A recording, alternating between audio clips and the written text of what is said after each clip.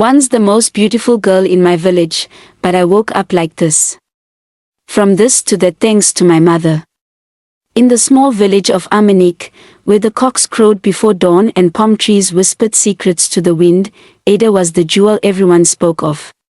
Her laughter could calm a crying child, and her smile was said to melt even the hardest of hearts. But beauty was not her only gift. Ada's hands were as busy as her heart was pure. Before the first light kissed the hills, she would rise, tie her mother's old wrapper around her waist, balance her clay pot on her head, and head for the stream. The villagers called her Nwani Ututu, the daughter of morning, because she was always the first to greet the day. But in the same household where Ada's kindness bloomed, jealousy brewed like bitter herbs in an old pot. Mama Nkechi, Ada's stepmother, could not stand the sight of her. Every praise Ada received from the villagers pierced her heart like a thorn from a wild rose. When old men at the village square would say, "Oh, Mama Ada, your daughter is a blessing to our land," Mama Nkechi's lips would twist, and her eyes would darken like a brewing storm. For you see, Mama Nkechi's daughter, young Nkechi, was nothing like Ada. Where Ada's voice was soft like a flute, Nkechi's was sharp like a cracked gong. Where Ada walked with grace, Nkechi stomped with pride. And the villagers, oh, they never spared their tongues. The women would gossip as they pounded yam in their mortars. Ada is her mother's child indeed. But that Nkechi, she has taken her mother's temper and doubled it. Each word the villagers spoke became a knife in Mama Nkechi's heart. The more Ada's name was praised, the deeper Mama Nkechi's bitterness grew. Sometimes, in the quiet of the evening, Mama Nkechi would stand by the doorway, watching Ada return from the stream. Her pot filled with water, her face glistening with sweat and sunlight. The children would run to greet her, and she would smile at them, handing out kola nuts or small fruits she gathered along the way. "See how they adore her," Mama Nkechi would whisper under her breath. "A mere girl. What charm does she have that my own child lacks?" Mama Ada, gentle and wise, saw the storm brewing. "Nkechi," she would say kindly, "there is enough love in this world for every heart. Do not let envy blind you." But Mama Nkechi would only hiss and turn away, and so, day by day, the tension in the household thickened like smoke that refused to leave the hut. Ada noticed the change. The once occasional harsh word from her stepmother turned to cold stares, to murmurs behind closed doors, and sometimes, to curses muttered under breath. Still, Ada remained kind. She greeted Mama Nkechi every morning. She helped her daughter Nkechi sweep the compound, even when Nkechi mocked her. "You think your fake smile can hide who you are?" Nkechi would sneer. "You're just pretending to be good so people will praise you." Ada would smile softly, her voice calm like evening water. "It costs nothing to be kind, sister."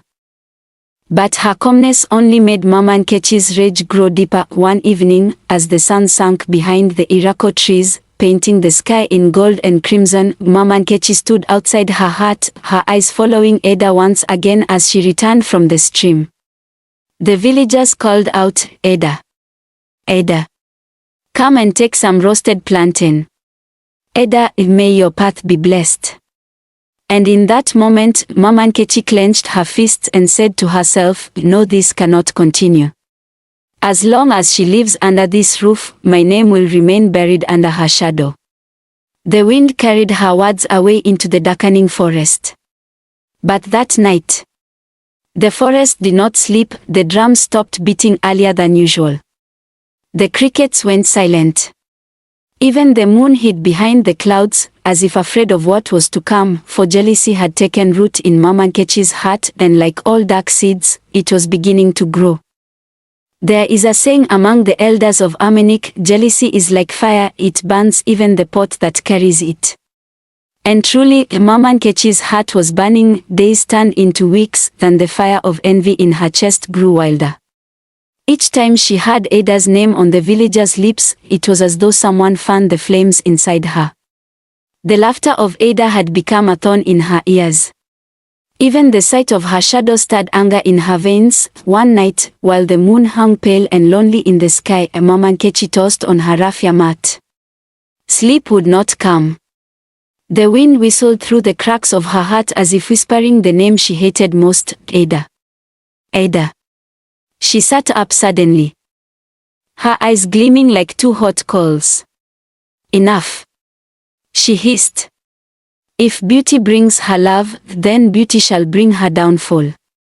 Before dawn, she wrapped herself in a dark wrapper, tied a scarf around her head, and slipped out of the compound like a thief. The path to the outskirts of the village was quiet, except for the sound of her feet pressing against the wet earth.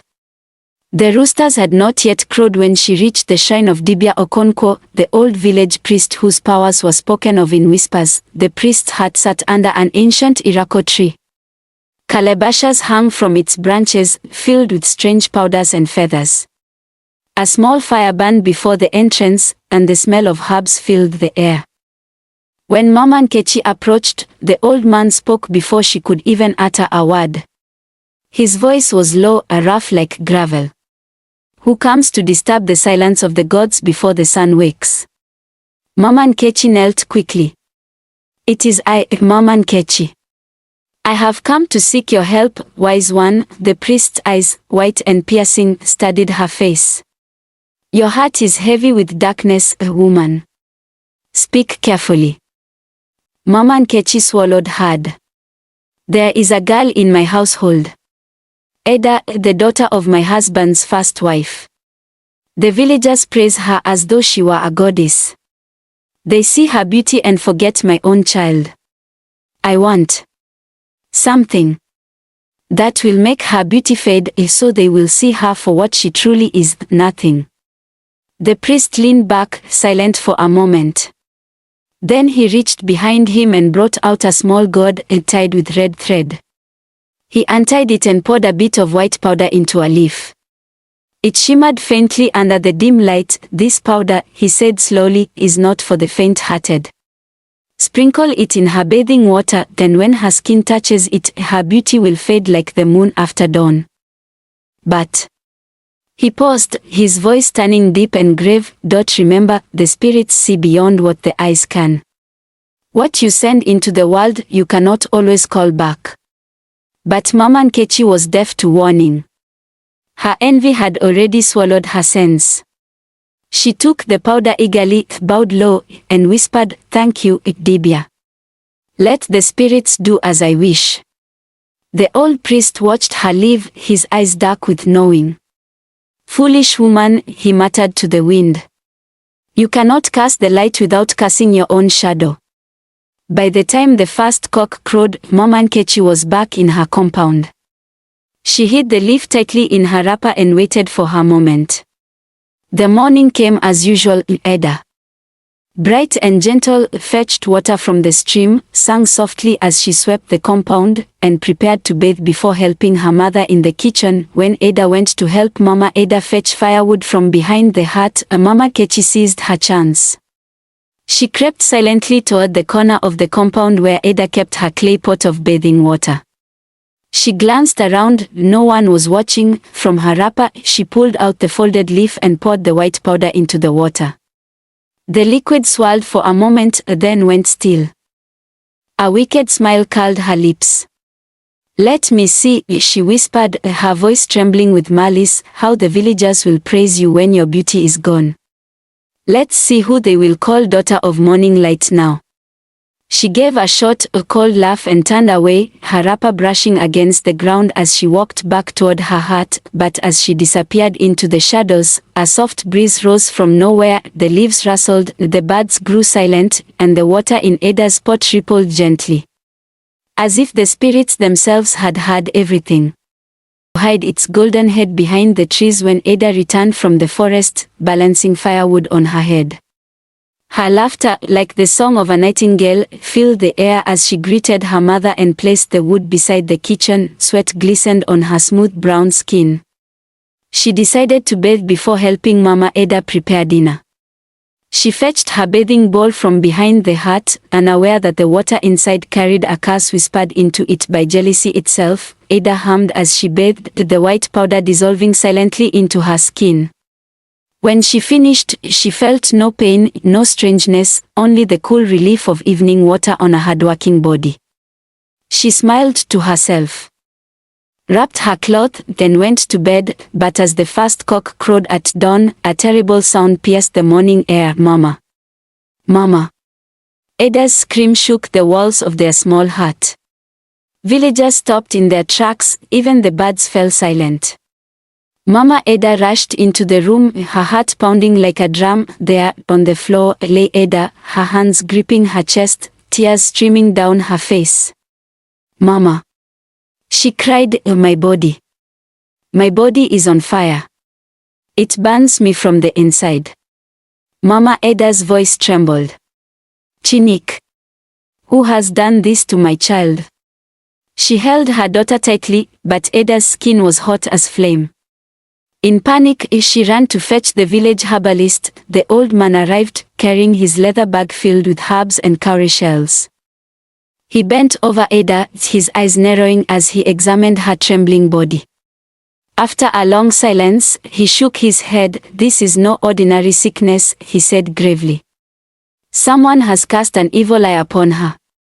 I must return to my hut to prepare a medicine. The herbalist left that evening, but when he returned the next morning, Ada was no longer the same. Her once glowing skin had turned pale, her smooth, radiant face was covered in dark patches. The girl who once shone brighter than the morning sun was now dim and weak, the villagers whispered. Here. Is this Ada? The beautiful one? Who could have done this to her? She must have offended someone powerful. Mama Ada wept day and night.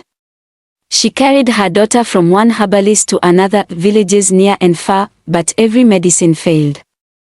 Ada's beauty faded like a dying moon, and her laughter was heard no more, until one day, word reached Mama Ada that the chief priest of the land, Ismuo, had returned from his long journey. He was known for his wisdom and his bond with the gods. Desperate, Mama Ada took Ada to him. When Ismuo entered their compound, the ground itself seemed to tremble beneath his staff. He looked at Ada for only a moment before closing his eyes and chanting softly. Then he spoke, the spirits are angry.